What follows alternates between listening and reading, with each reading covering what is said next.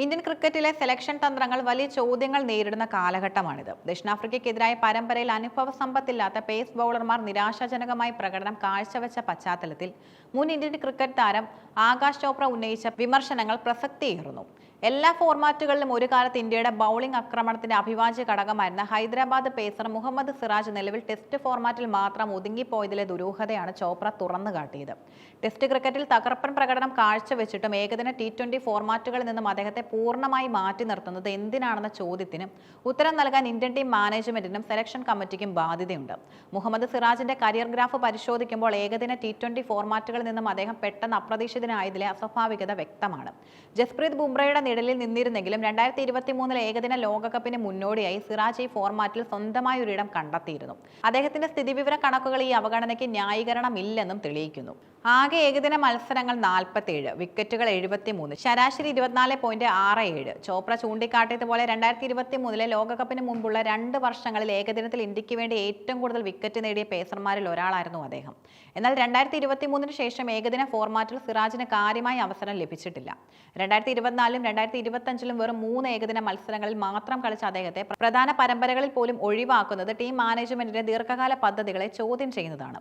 Test ക്രിക്കറ്റിലെ wicket എടുക്കാനുള്ള സിറാജിന്റെ കഴിവിനെ ചോപ്ര അംഗീകരിക്കുമ്പോൾ തന്നെ അത് അദ്ദേഹത്തെ ഏകദിനത്തിൽ നിന്ന് മാറ്റി നിർത്താനുള്ള കാരണമായി മാറുന്നത് എങ്ങനെയാണെന്നും ചോപ്ര അത്ഭുതം പ്രകടിപ്പിക്കുന്നു. എപ്പോഴാണ് അദ്ദേഹം ഒരു സിംഗിൾ ഫോർമാറ്റ് കളിക്കാരനായത്? ഈ ചോദ്യം തങ്ങളുടെ ജോലിഭാരം കുറയ്ക്കുന്നതിന്റെ മറവിൽ സെലക്ഷൻ കമ്മിറ്റി എടുക്കുന്ന ഏകപക്ഷീയമായ തീരുമാനങ്ങളെയാണ് സൂചിപ്പിക്കുന്നത്. ഒരു കളിക്കാരനെ ടെസ്റ്റ് സ്പെഷ്യലിസ്റ്റ് എന്ന ലേബലിൽ ഒതുക്കുന്നത് അദ്ദേഹത്തിന്റെ ഏറ്റവും കൂടുതൽ ആവശ്യമുള്ള സമയങ്ങളിൽ ടീമിന്റെ സേവനം നഷ്ടപ്പെടുന്നതിന് തുല്യമാണ്. സിറാജിനെ പോലെ സ്ഥിരതയുള്ള ഒരു ബൗളറെ മാറ്റി നിർത്തിയതിന്റെ പ്രത്യാഘാതങ്ങൾ ദക്ഷിണാഫ്രിക്കയ്ക്കെതിരായ പരമ്പരയിൽ ഇന്ത്യൻ ടീം നേരിട്ടു. ജസ്പ്രീത് ബുംറ, മുഹമ്മദ് സിറാജ് എന്നിവരുടെ അഭാവത്തിൽ പ്രസിദ്ധ് കൃഷ്ണ, ഹർദീപ് റാണ തുടങ്ങിയ യുവ പേസർമാരെ ആശ്രയിച്ച് ഇന്ത്യയുടെ പേസ് ആക്രമണം ദുർബലമായി. അനുഭവപരിചയമില്ലാത്ത യുവ പേസർമാർ നിരാശാജനകമായ പ്രകടനവും കളിയോടുള്ള സമീപനവുമാണ് കാഴ്ചവെച്ചത്. പ്രധാന മത്സരങ്ങളിൽ സമ്മർദ്ദത്തെ അതിജീവിക്കാൻ കഴിയാതെ വന്നത് സിറാജിനെ പോലെ ഒരു മാച്ച് വിന്നർ ടീമിൽ ഇല്ലാത്തതിന്റെ കുറവ് എടുത്തു കാണിക്കുന്നു. 2025 ചാമ്പ്യൻസ് ട്രോഫി പോലുള്ള പ്രധാന ടൂർണമെന്റുകൾ മുന്നിൽ നിൽക്കെ ഏകദിന ഫോർമാറ്റിൽ കൂടുതൽ അവസരങ്ങൾ നൽകി ബൗളർമാരെ സജ്ജരാക്കേണ്ടതും അത്യാവശ്യമാണ്. ഈ ഘട്ടത്തിൽ മികച്ച റെക്കോർഡുകളുള്ള സിറാജിനെ പുറത്തിരുത്തുന്നത് ടീം പ്ലാനിങ്ങിലെ വലിയ പിഴവായി വിലയിരുത്തപ്പെടുന്നു. മുഹമ്മദ് സിറാജിന്റെ കാര്യത്തിലെ അവഗണനയും മറ്റു മുതിർന്ന താരങ്ങളെ ഒഴിവാക്കാനുള്ള ശ്രമങ്ങളും ടീം സെലക്ഷന്റെ തലപ്പത്തുള്ളവരെ പ്രതിരോധത്തിലാക്കുകയാണ്. മുഖ്യ സെലക്ടർ അജിത് അഗാർക്കറും പരിശീലകൻ ഗൗതം ഗംഭീറും ഈ വിഷയത്തിൽ ശക്തമായ വിമർശനങ്ങൾ നേരിടുന്നുണ്ട്. രോഹിത് ശർമ്മ, വിരാട് കോഹ്ലി തുടങ്ങിയ മുതിർന്ന താരങ്ങളെ ടീമിൽ നിന്നും നീക്കാനുള്ള ശ്രമങ്ങൾ മുൻപ് നടന്നിരുന്നു എന്ന ചോപ്രയുടെ പരാമർശങ്ങൾ ഇന്ത്യൻ ക്രിക്കറ്റിലെ സെലക്ഷൻ രാഷ്ട്രീയത്തെക്കുറിച്ച് സൂചന നൽകുന്നു. ദക്ഷിണാഫ്രിക്കയ്ക്കെതിരെ 2 ഏകദിനങ്ങളിലും സെഞ്ചുറി നേടി വിരാട് കോഹ്ലി ഈ ശ്രമങ്ങൾക്ക് ശക്തമായ മറുപടി നൽകി. ഫോം നഷ്ടപ്പെട്ടതിന്റെ പേരിൽ ഒഴിവാക്കാനുള്ള വാദങ്ങൾക്ക് തന്റെ സ്ഥിരത കൊണ്ട് അദ്ദേഹം മറുപടി നൽകി.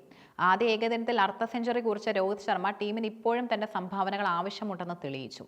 അനുഭവസമ്പന്നരായ താരങ്ങളെ ഒഴിവാക്കി യുവതാരങ്ങൾക്ക് മാത്രം അവസരം നൽകുന്നതിലൂടെ ടീം ഒരു പരിവർത്തന ഘട്ടത്തിലൂടെ കടന്നു പോകാൻ ശ്രമിക്കുകയാണെങ്കിൽ പോലും അത് ഏറ്റവും മികച്ച പ്രകടനം നടത്തുന്ന കളിക്കാരെ ഒഴിവാക്കിക്കൊണ്ടായിരിക്കരുത്.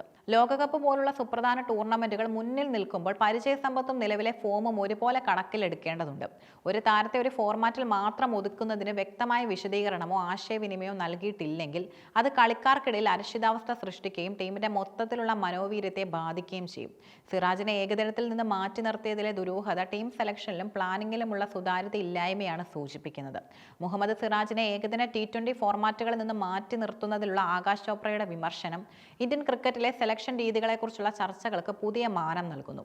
സിറാജിന്റെ മികവും റെക്കോർഡുകളും ടീമിന്റെ നിലവിലെ പേസ് ആക്രമണത്തിലെ ദൗർബല്യവും ടീം മാനേജ്മെന്റിന്റെ നിലപാടുകൾക്കെതിരെ ശക്തമായ തെളിവുകളായി നിലകൊള്ളുന്നു. ചാമ്പ്യൻസ് ട്രോഫി പോലുള്ള പ്രധാന ടൂർണമെന്റുകൾ മുന്നിൽ നിൽക്കെ ഏറ്റവും മികച്ച കളിക്കാരെ അവരുടെ ഫോർമാറ്റ് പരിഗണിക്കാതെ ടീമിൽ ഉൾപ്പെടുത്തുന്നതിലൂടെ മാത്രമേ ഇന്ത്യക്ക് കൂടുതൽ വിജയങ്ങൾ നേടാൻ സാധിക്കുകയുള്ളൂ.